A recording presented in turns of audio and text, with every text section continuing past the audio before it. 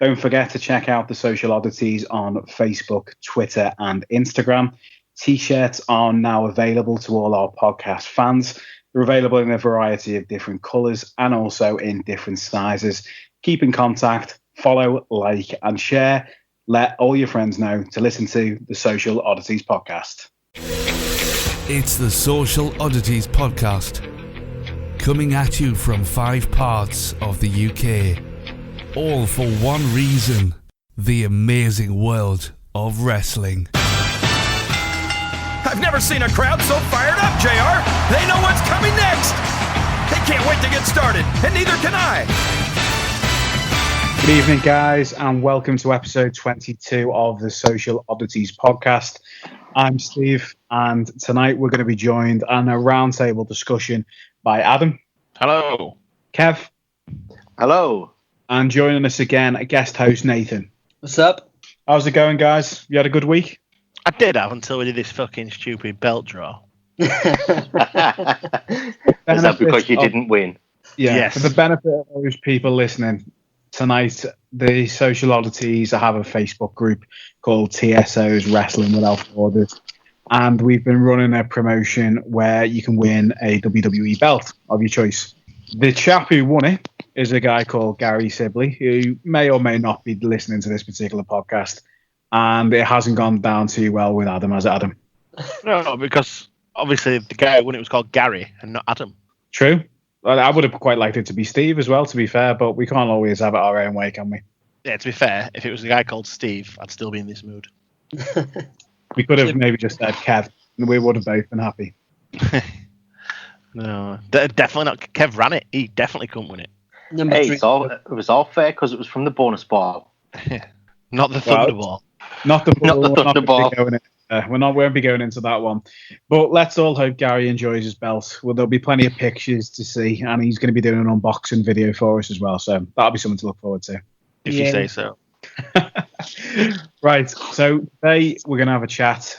All of us except Nathan. Nathan went to the last Progress show in Manchester.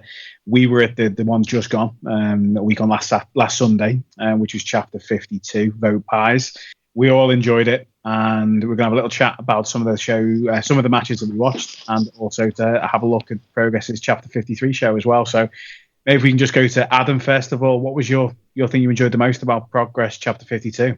I'm probably going to say we have a lister called Rob who was there, and it was definitely his dancing. Which I think we do have a video, which we will probably put on Facebook and Twitter. Yeah, we've got videos of it. But no, apart from obviously Rob, I'm probably going to say I really enjoyed the Pete Dunne Eddie Dennis match. I thought that was a really good match. Really good match, definitely. Yeah, that was really good. So I think that's probably one of my highlights. I'm actually struggling to think, so we'll have to cut this out. What about yourself, Kev? Matt Riddle match. I really enjoyed that. Riddle's last match in the UK till September as well, I think. I don't know. Yeah, so I think we got a bit of a treat there. Yeah, well, that was a really good match, but to me, up until then, it seemed very, I don't know, like slow. The fans didn't seem to be into it. Obviously, due to the first match fuck up. Yeah, I heard about that. What was the mess up in the first match? To be honest, I'm not entirely sure now that I've watched it back on Progress on Demand, and you can't really tell. I don't know whether or not it was just maybe a fast count from the ref or there was a genuine injury. No one's really come out to discuss it. Where did you see that from your angle, Kev? Well, I was literally standing to the corner where Jim stands when he's like waiting to do the ring announcing, and even he was shocked, like, oh, it's finished. So I honestly think the ref's getting it wrong and counted it early instead of maybe it's another 5-6 minutes later. Yeah, it must have been a CCK win, though. You see? Yeah. I think it sat up on Sunday's result as well. Yeah, because they had obviously another match in there. I think they won without any controversy this time. What did we think of their part? Well, what did we think of Extra Talented making their Progress debut? Do you like their work? I'm undecided. I can't say whether I did or I didn't like them. To me, they didn't come across as anything special. I don't like the look, to be honest. I think there's tag teams out there that've got better look, but I don't know. You never know. It might grow on me. Well, I seen them at they were at Attack the week before, and they didn't really get a good reception there either. I wasn't like impressed with them at all. The crowd actually died when they came out. I don't know what it was with them, but they just didn't seem to have anything that's really got you interested in their match then. So I don't know if you felt the same as that. It's probably a fair comment, Nate, to be honest. I'd never seen them wrestle before. Obviously know who both of them are. I think on Sunday, chapter 53, I didn't go, but I saw some comments online. I think Aaron Solo brought a little bit of heel heat onto himself by mentioning his relationship with Bayley from WWE as well, which was a bit of an interesting move. You would have assumed he'd maybe quite like to distance that. I think he should embrace it. I think he's obviously not signed up to a major promotion, so to get his name out there, be a bit of a dickhead, be a heel, and mention that he's with Bayley whenever he can. Yeah, what do you think of the crowd reaction to that as well, though? Do you think that will keep him over as a heel? Do you think it's just going to be like some sort of weird angle where he's coming after saying, I'm better than all of you because I go out with, a WWE superstar or whatnot? The way I look at it is if he gets booed, he's doing his job right. Yeah, very true. It's like my favourite heels at the minute in the UK scene. You've got Nathan Cruz, who I mentioned before, who's just a proper cunt.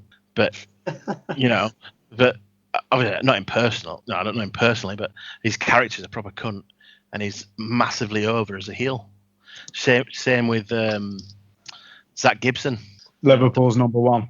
Yeah, the boos when he are deafening. The thing with him though, he does talk the talk, and he walks the walk in the ring. Yeah, and I can whatever he's doing is perfect. To be honest, I think Zach Gibson could make it to WWE without a shadow of a doubt. Oh, I don't know, because of his Scouse accent. Yeah, there is that. Just look at what they've done to Neville. He's doing all right for himself, isn't he? Yeah, but they're trying to make him talk posh, and it's like, dude, you're talking posh, but fuck, the Geordie's coming out of you still. Yeah, it's like us trying to make Kev talk posh. Oh no, it'll never happen. It just doesn't sound right, does it? No. So getting them to change that accent it doesn't work. No. Well, Robbie Brookside is not doing too bad in the performance centre. They don't mind letting him on camera every now and again. Yeah, but he's not on camera, is he? Really? He's not on TV every week. No. And plus, he's there. He's there because he's a fucking shit hot wrestler. Very true. Very true. His daughter's doing pretty well at the moment as well. She seems to be travelling worldwide. I think she was over in Japan last couple of weeks too. She's obviously keeping it in the family. I mean, the thing about the family is obviously they were at the peak back in the early 90s when they had that Channel 4 television show after them. And then obviously that got cancelled. That part of the Channel 4 drama that they had on there, yeah, definitely. I thought it was based on the real life. Hey, it made some stars, didn't it? Yeah. Still trying to find that person under the patio, I think. They'll never know. Robbie's took it to Orlando with him. That's it. That's the one. So what about you, Nath? Have you had a chance to have a little look at the latest Progress show on demand, or have you seen any of the results? Anything stick out for you as maybe a good match? I haven't had a chance to watch it yet, but I've seen some of the results, and what's interesting to me is obviously Matt Riddle beat Travis Banks, who's the number one contender for the title. So it's interesting to see how they kind of book him going forward, whether they give him a couple of big wins back, or do they bring him onto a losing streak? I think the way they book that is mainly, you probably wouldn't have got it from the results, is Pete Dunne came onto the stage and essentially interfered without coming to the ring and took Travis Banks unawares, and then Riddle capitalised on it. And I think a similar thing then happened at chapter 53 as well, from what I've read. So I would assume that's where they're coming from, just making it look like Pete Dunne's costing him the match time after time. Oh, okay. Okay, that makes sense then, yeah. But yeah, there's still 2 losses in his run-in though, so it could be kind of a story of him just going on a massive losing streak and not having the confidence to take it to the next level or what. Though I don't know really. Interesting to see how they lead up to it, because isn't it a stipulation if Pete Dunne gets pinned, they get added to the match as well? Or something? Yeah, there's something going on. There's something going on with it. One thing that I've been reading about today, which is going to be fairly interesting. For those people who have had a chance to read the results from Chapter 53, if not, by the time this show goes out online, it probably will be on Progress On Demand. They're usually pretty snappy with it. But we saw the return of the South Pacific Power Trip. What's quite interesting is that Pete Dunne seems to be able to pick Travis Banks' partner, who's going to be fighting each week up until their title match at Ali Pali. Is he going to put maybe himself up against somebody, maybe TK, or maybe obviously Travis up against TK? If I were booking it myself, I would pick TK against Travis. Just to test the friendship. Test it, yeah. I mean, I can see potentially TK turning on him eventually. So I think why not just test the water now, see how they react, and then book it later down the line. But okay. It's interesting that but like you said, Travis can pick Pete Dunne's opponents, so maybe you could have it on the other side, TK versus Pete Dunne. Yeah, as like kind of a prelude for Ali Pali. Well, another thing, again, some of you may know a little bit more about it, but Pro Wrestling Guerrilla, we've talked about it on the podcast before, are obviously doing their show. And I know TK and Travis are both in their tournaments that they're going to be running later in the year. Do they ever use sort of promos from other promotions in their run-ups to stuff like that? Could this be a kind of a prelude if it is going to be Travis versus TK, and they then may fight each other in the much larger televised tournaments? I did say actually when they announced TK that they should definitely have them fight each other. Would it be a big enough draw for maybe people who might not be aware of them in the States without having some sort of backing story maybe? I think it would be, because it's like people in the States who didn't know about Tyler Bate and Pete Dunne, they worked together every day for how many years? Yeah. So they can put on a fucking shit-hot match. So, Travis and TK, they work together quite a lot. I think they'd put on one hell of a match. So there's quite a few other UK talents that we're looking forward to seeing in the Battle for Los Angeles. One of the UK exports that we're going to be seeing is going to be someone like Flash Morgan Webster. Haven't seen him on Progress for the last couple of shows now. Is he someone you think might make it far in the US scene? I think he could, personally. I've watched him a couple of times in Attack, and while I'm not massive on his character, to be honest, I don't really get it. I think he's got a good wrestling skills. Then his matches are always one of the best on the card. He brings a lot to it. So, and he was in line for the Cruiserweight Open, wasn't he, or something, until he got injured? I think he actually got injured in some sort of qualifier, was it, for the Cruiserweight Classic, the WWE? Yeah, something like that. Well, so, he's been on the radar, at least, in that respect. So, yeah, I think he might do all right for himself. I think someone like Riptide is missing the trick as well with the whole mods versus rockers thing. I'm sure that's going to be some sort of show that they're going to put on further down the line, with them being based out of Brighton as well, and the whole mod father gimmick. That would be something I would like to see, to be fair. Who's the rocker? Can anyone think of a character on the UK scene who would be a rocker? Because I'm struggling. Marty Jannetty. I think Marty Jannetty would do it as well. I honestly do. We should fly him in. Message them, Adam. Message them tonight. I think I've got him on Facebook, actually. Tell him we want 1% of the takings of that match. And we all want a ticket. Yeah, that's it.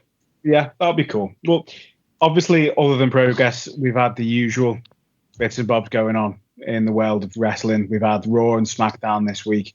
Raw, to be honest, as far as I'm concerned, has been on a bit of a roll. I think they've done pretty well. I'm actually still quite liking the whole Jason, Jordan, Kurt Angle storyline.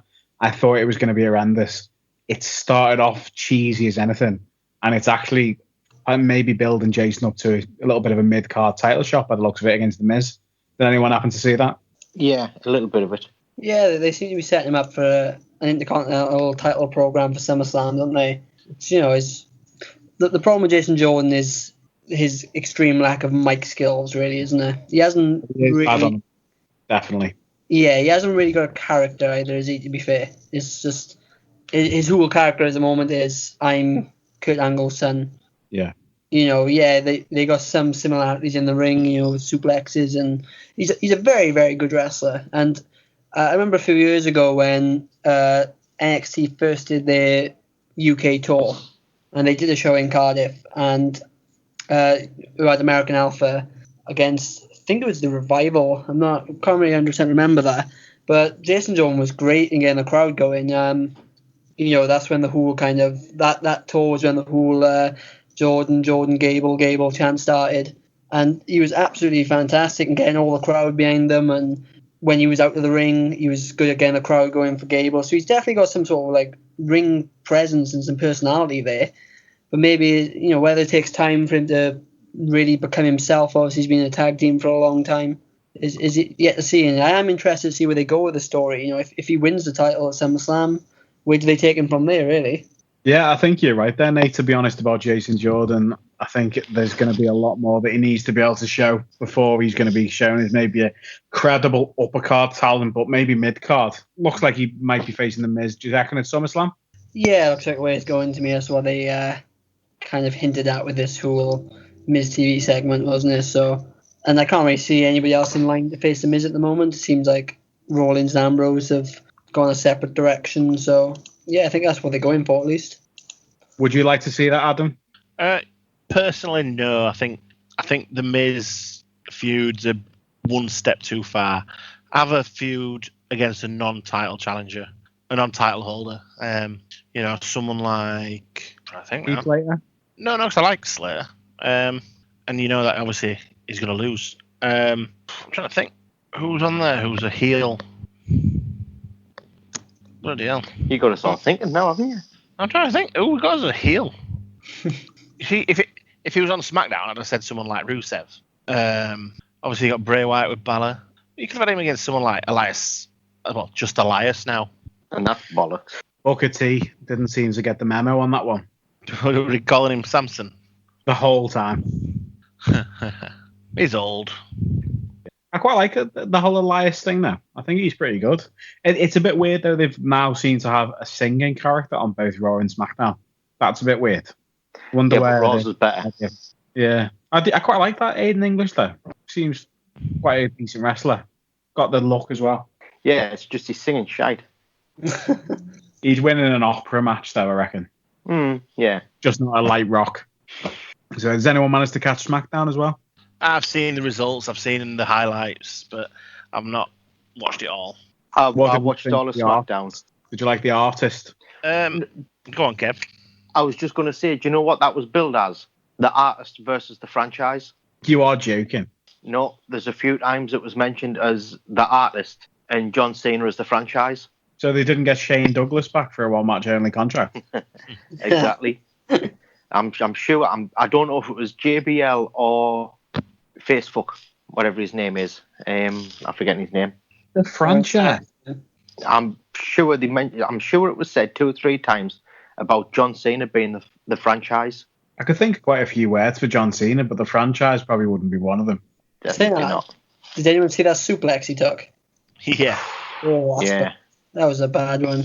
Where do you think that leaves Nakamura? Obviously, in the realms of anyone can make a mistake, but that was a pretty bad mistake. And it was against the man who could make or break a career. Yeah, it was against the franchise. Well, yeah. But if you look at it, though, John Cena didn't actually help himself. No, John Cena, I could see it was going wrong halfway through. John Cena released himself when he was at the top, rather than just letting it go and literally landing on the back of his head, rather than landing on his head. Yeah, maybe. It's a tough one. When you have things like that, I suppose anything can happen in the split second, can't they? That's what you have to kind of watch out for. Injuries happen all the time, but it was maybe just a tad unlucky for Nakamura that it happened to be against someone like John Cena, because it gets amplified that bit more, doesn't it? Yeah. Well, to be fair, he did say I'm sorry after the match when they was like shaking hands and things, and I'm sure Cena said, "Don't be sorry, or you've got nothing to be sorry about." Yeah, he did say, yeah, I've seen that. That's why I think he'd be fine. Mistakes happen in wrestling at the end of the day, don't they? Exactly. It hasn't cost him, he didn't look injured at the end of it. It might be a bit of a sore one, but, no serious damage came of it, so. He's got Nikki Bella to rub it better. Yeah, exactly. It would make me all right. Yeah. What did we make of a bit of a tongue-in-cheek fashion files this week with Twin Peaks? Did you happen to see that on the notice board? WWE being a bit risque. I haven't seen that bit, to be honest. No, I didn't see that bit. I actually didn't pay attention to it. Oh, I actually quite like the fashion files. It's one of my favourite bits. But there was a section on there where they were doing something, and it was called something Peaks, say, and they were because of where they were in America. And they had a board, and it had all different people's names on, like they do. And it had the Bella Twins, and it said Twin Peaks, which is a little bit tongue-in-cheek for WWE. I like that. It doesn't happen too often. I suppose kids aren't getting onto that, though. No. That's what WWE needs to do with stuff like that. Like something like The Simpsons is very successful at that, doing adult references in a family TV show. So, doing things like that, it can get him in trouble anyway, should they?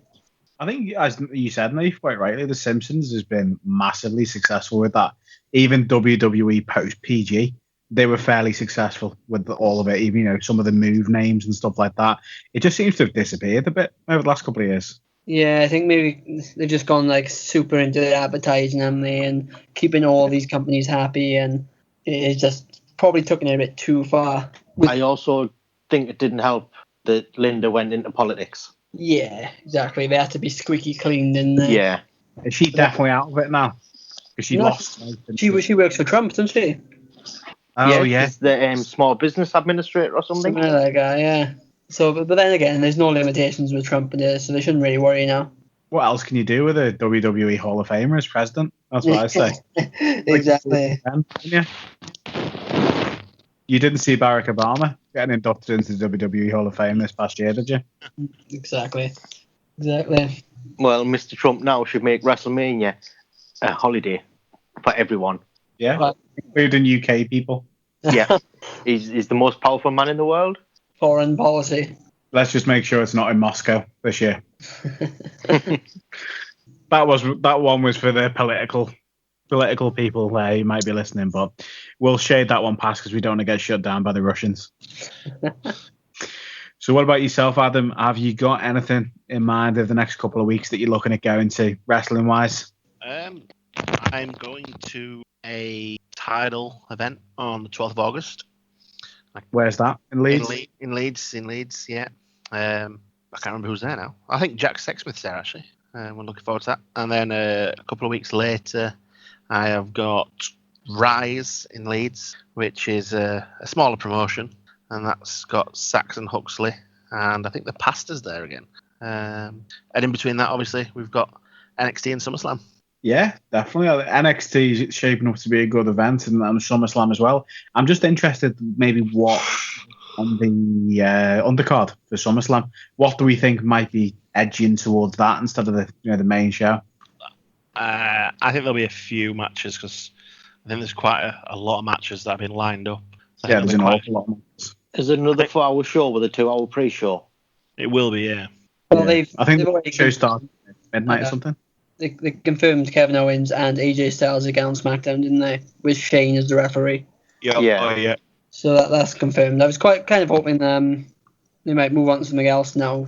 But adding Shane's an interesting twist. That could go something. It seems like Owens and Shane got a bit of tension between them. So whether they're trying to set up something between them two, I'm not really sure. Have they announced if Hell in a Cell is going to be a SmackDown exclusive this year? Or is it Raw? I think it's SmackDown this year, isn't it? Do you think they might be edging maybe to an Owens versus Shane McMahon match? That's maybe a big pay-per-view like that? Because I think that would be pretty cool. Yeah, definitely. Well, Shane's a bit of a spot man, isn't he? He jumped out of a helicopter the other week, didn't he? Delivering that ball drop. Yeah, that could be something they're doing. I'd be quite interested to see that, to be honest. I know Shane. Well, we say Shane's a great wrestler, but he had a very good wrestling match at WrestleMania with AJ Styles. So Shane, in his own right, has gone on through WWE, even from starting from the bottom. And obviously now he's WrestleManias. He probably been at multiple WrestleManias, would you say, over the years? He must have been in some prior to coming back recently. Yeah, he had that match against Vince, didn't he? At WrestleMania. Oh, yeah, of course he did, yeah. WrestleMania 17, was it? Yeah, he's been quite a few manias, and he's always been kind of a big four person, isn't he? But he seems to be getting better with age as well. He seems to be not slowing down on some of the moves he does. I know he got a little bit injured. Was it when they were doing the Team Raw versus Team SmackDown? Early this year? Yeah. Yeah, when Roman speared him. Yeah, that wasn't great. No. He's been pretty good. No, Shane's he's a top wrestler, to be fair to him. He does. I've always enjoyed his matches. I've always been a big Shane McMahon fan. The risks he takes when he doesn't need to. He's worth God knows how much money. And he's always been one of those ones that puts on a good show and puts on a good match. So I always get excited for a Shane McMahon match. So seeing him maybe against Kevin Owens in Hell in a Cell could be entertaining. What about yourself, Kev? What was that? What about yourself? What's your views on that? Shane McMahon, potentially Kevin Owens, building up to something in the near future? I would like to see something like that. I'm not sure how they could go with it, other than, again, a big spot in a Hell in a Cell. They seem pretty game, both of them as well. Yeah, but the thing is with them, I think they could have a good fight rather than a good match. And I think that's what their match will be sold on. Like a street fight, a Hell in a Cell fight, rather than a wrestling match. Do you think Owens would carry Shane? Or do you think they would both be fairly equally matched? Because it's not an easy task going into any sort of match like that. I think they'd be kind of evenly matched, wouldn't they? Shane's always like a fighter, and you forget. I mean, I think maybe they sell Shane's offense a bit too much sometimes because he kind of looks awkward when he's in the ring. If you forget. I mean, he's better at being a hardcore kind of wrestler than he is like flat out puncher and stuff. But you don't know where they could take it.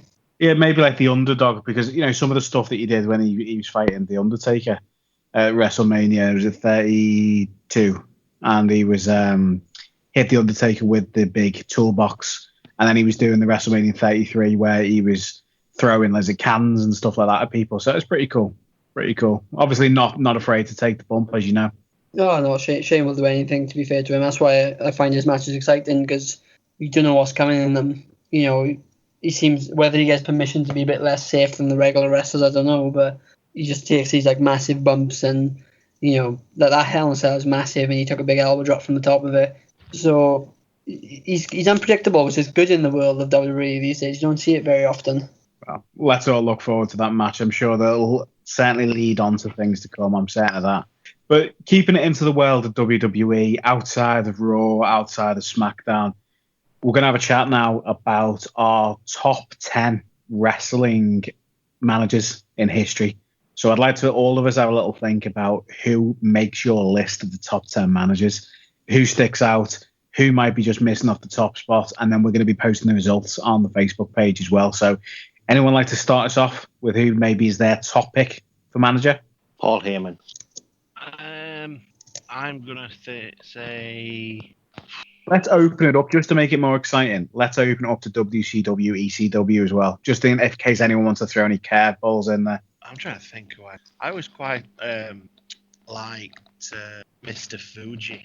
I think Mr. Fuji was a great heel manager back in the 90s. I'd say one of my picks would go to Paul Bearer. Paul Bearer, yeah. Yeah, literally, I don't think the characters of Undertaker or Kane would be the same without him.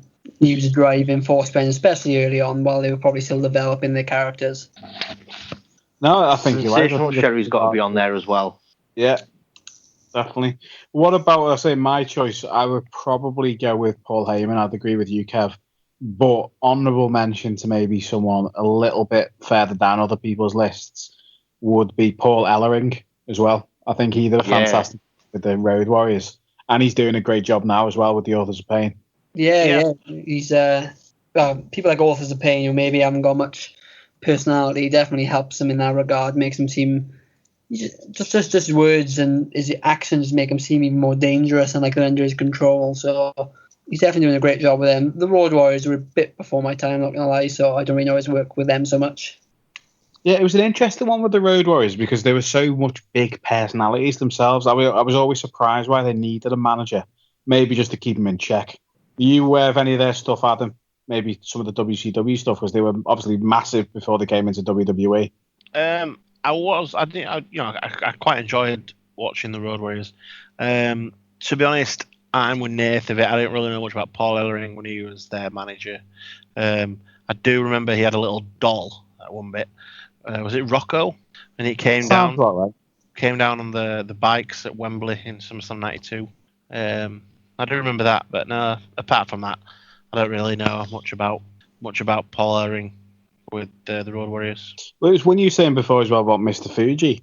He was involved with Demolition too. That seemed to be WWE's answer to the Road Warriors, and he's obviously been involved with some other big names as well. I think, did he not die? Maybe last year, was it?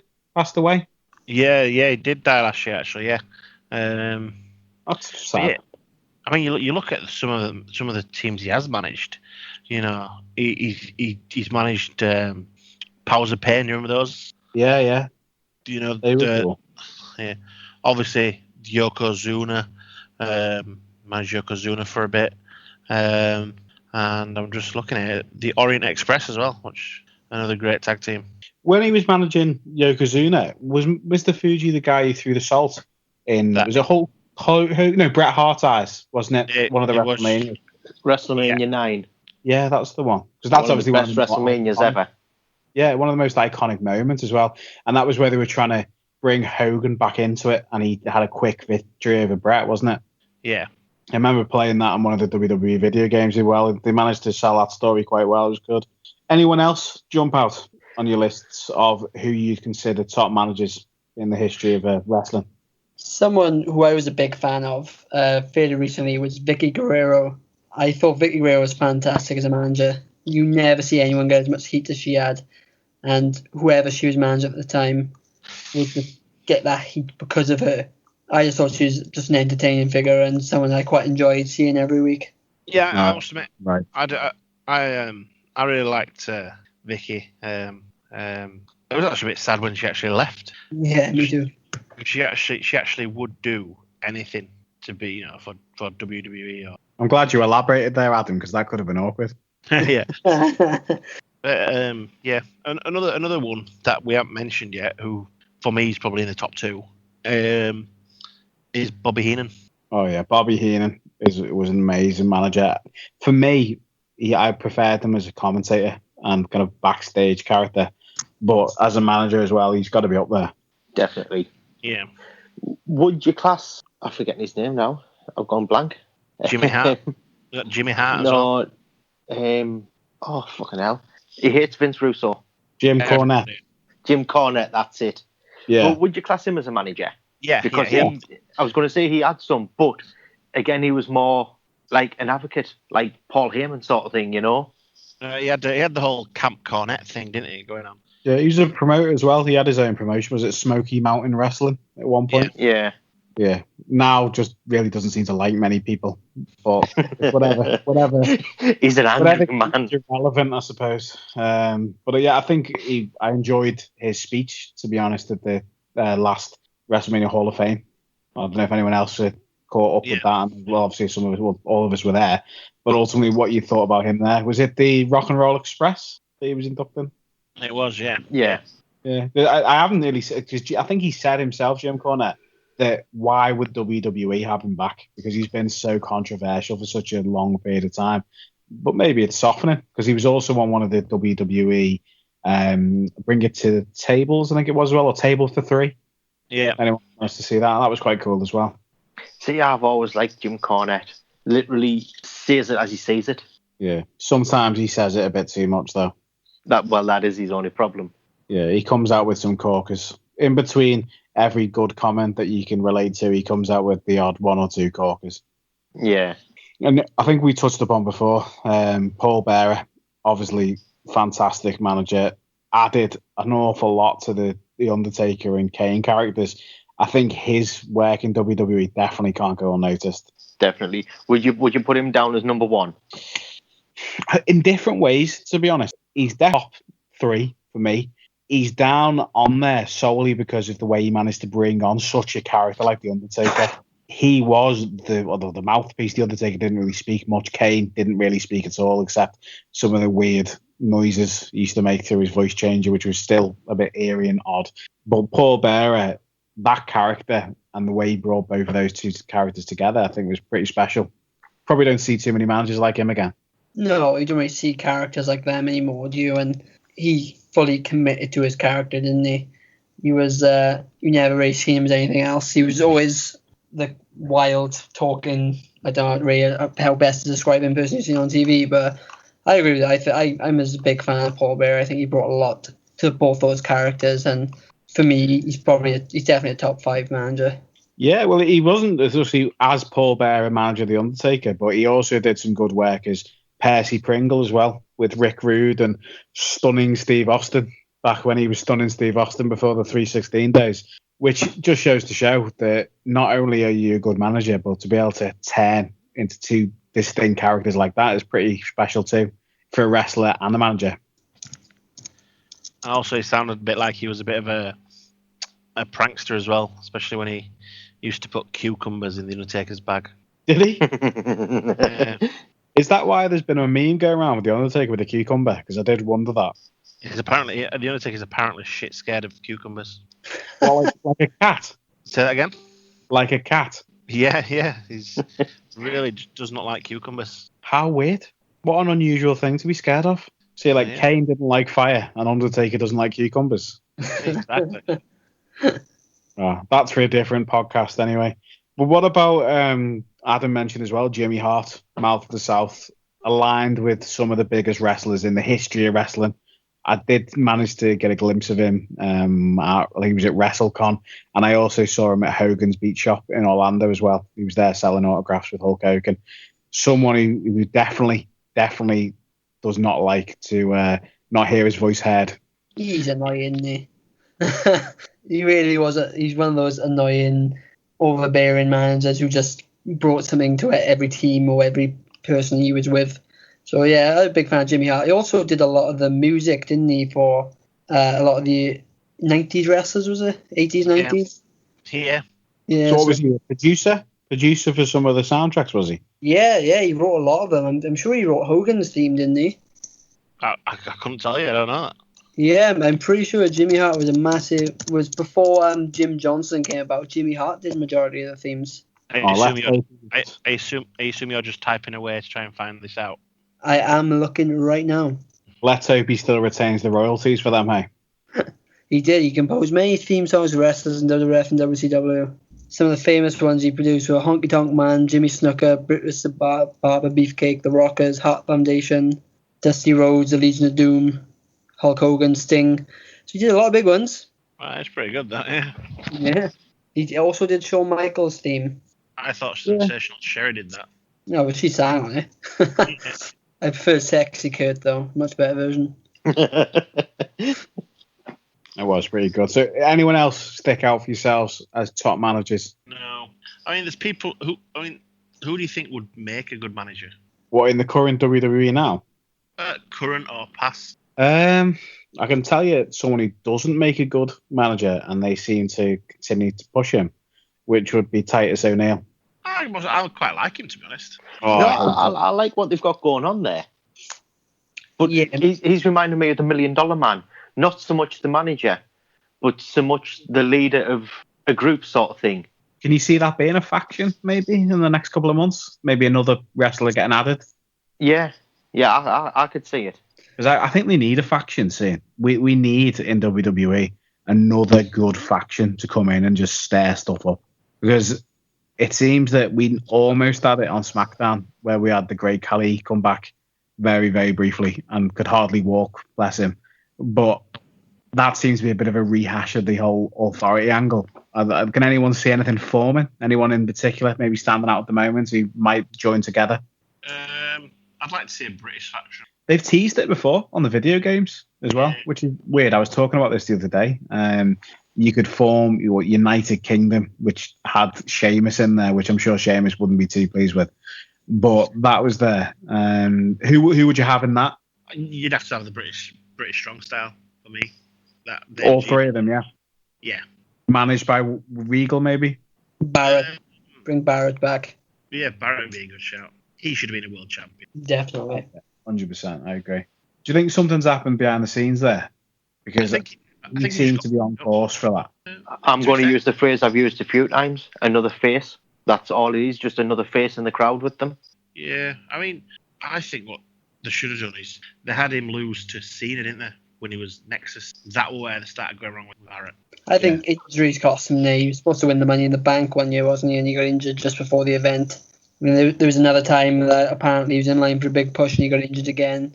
And I think once you kind of get so many opportunities with them and you get injured, they stop giving you those opportunities then. Yeah, was that his shoulder or his elbow? He kept dislocating it, didn't he? Yeah, something like that. It's the same as when he had the gimmick Bad News in the end. It kind of was getting like a face reaction. People were looking forward to every week, so they made him stop saying his catchphrase. You know, if it's getting over, then make him a face. You know, sell T-shirts with it on. Yeah.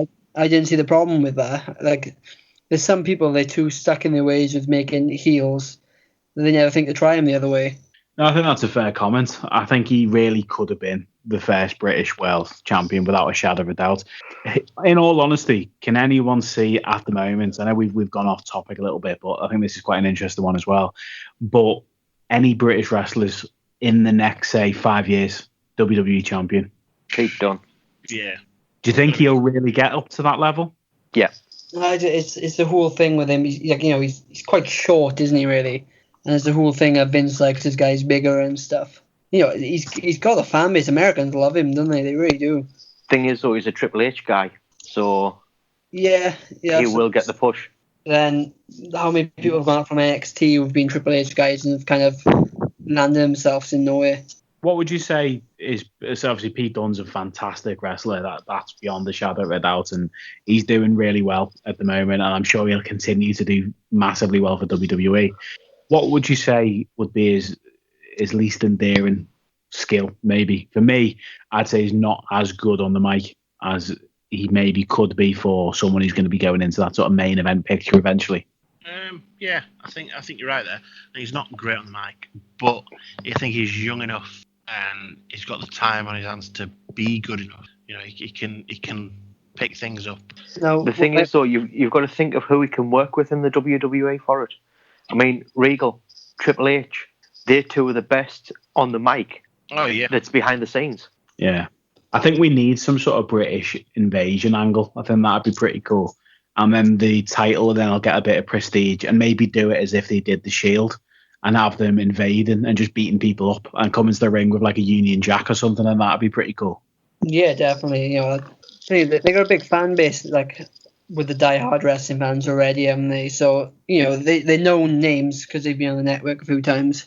So that might be the disadvantage as compared to the Shield. But no, if they were to get them three, or even if it was like a few other guys thrown in and they were just attacking people every week, and they were taking over, say, SmackDown, for instance, and they held like two championships, I think it'd definitely be like, it'd be good for everyone involved, because you could have those patriotic American characters then as well that were chasing them.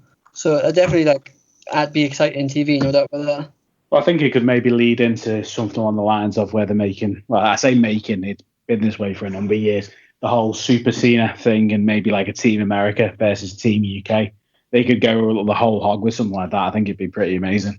Yeah. The problem is nobody will beat America. No, I don't know if anyone beats America or not. I think even if it would just be fantastic TV, watching it for maybe 3-4 months, then to build up to something like that, and then probably have the storyline, like obviously going back to the Shield, where there's going to be a split up. Pete Dunne goes on his way and then gets his main title push, leaving Trent and Tyler to do their own thing as well.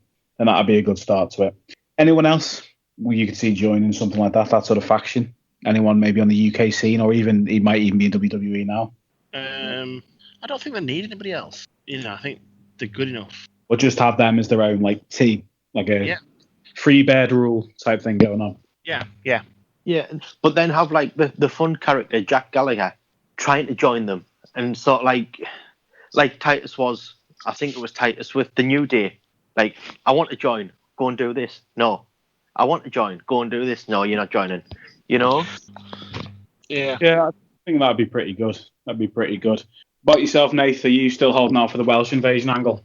Oh, of course. As soon as we get Eddie Dennis and Mark Andrews on there. Mason Ryan.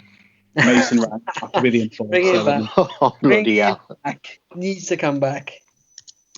But no, Wasn't there a guy? It wasn't Mason, but wasn't there a guy, Welsh chap on TNA as well? That was Matt Cruz. No, there's another guy when he's from Swansea. I can't remember his name. He was quite jacked up kind of thing. I think he was quite. It was Robbie T. Yes. Or Robbie E. Robbie T or Robbie E. I can't remember which one's which. They were like a tag team, weren't they? A little bit like Enzo and Big Cass sort of thing. Yeah. Yeah, I remember that. It's pretty cool. So obviously looking back at the teams and things like that, we're talking before about managers, talking a little bit there about stables, about UK stables and things.